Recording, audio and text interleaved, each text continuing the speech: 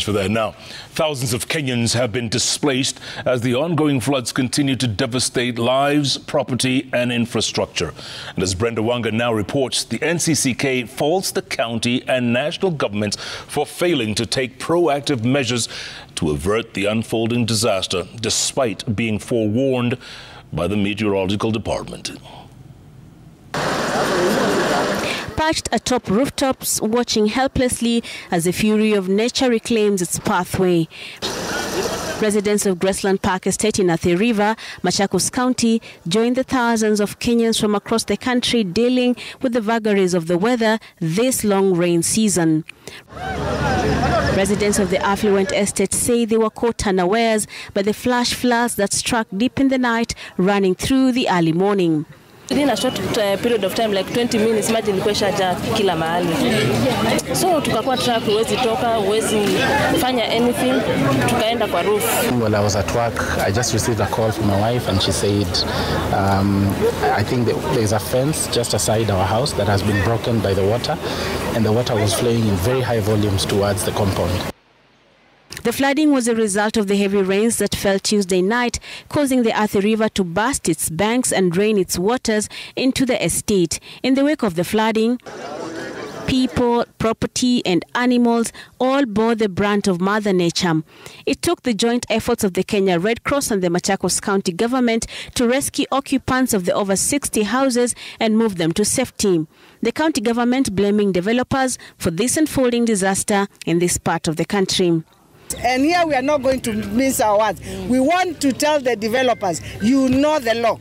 You know how far you should be from the river. The flood's impact was felt tens of kilometers from here. In Kiambu, Juja, residents had to save themselves from their flooded houses and business premises when the water levels rose to near dangerous levels.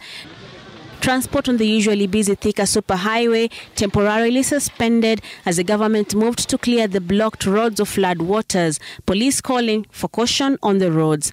To caution the motorists which are using the highway, especially during this time of rainfall, to be a bit cautious with the way they use the roads, because sometimes they might be meeting across this flooding of the water, and it's my wish to inform them not to try to endanger the lives of passengers.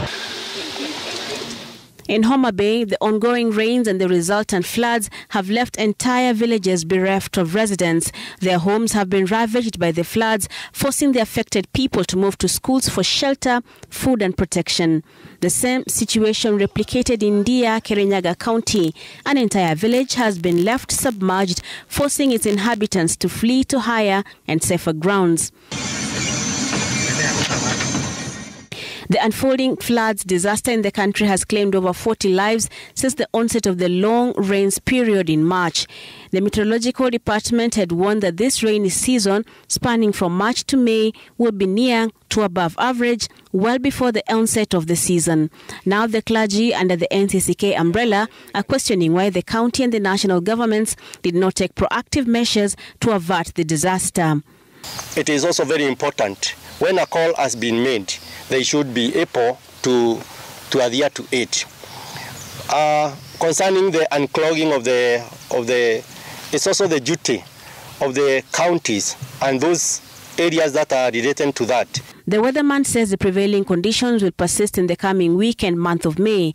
This month of April was the peak of the rainy season. So far, the Kenya Red Cross says 34 counties out of the 47 have been affected by the floods, with over 25,000 households also affected.